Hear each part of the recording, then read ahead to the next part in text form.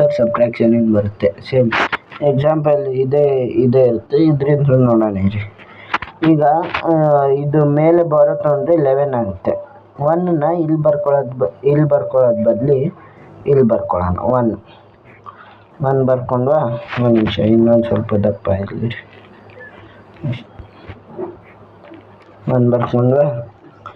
ಈಗ 9ನಲ್ಲಿ 9ಗೆ 11ಗೆ ಎಷ್ಟು ಡಿಫ್ರೆನ್ಸ್ ಇದೆ?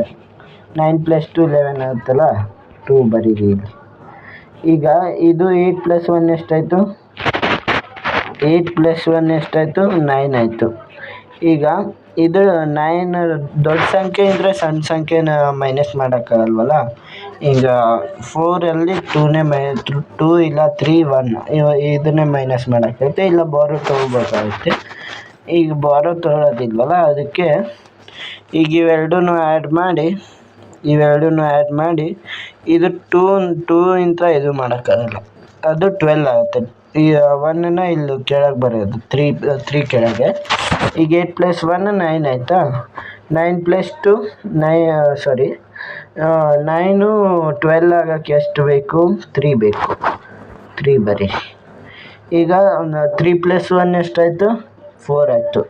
4 9 ಆಗೋಕ್ಕೆ ಎಷ್ಟು ಬೇಕು? 5 ಬೇಕು. 5 ಬರೀ. ಆನ್ಸರ್ ಬಂತಾ? ಆಗಲೇ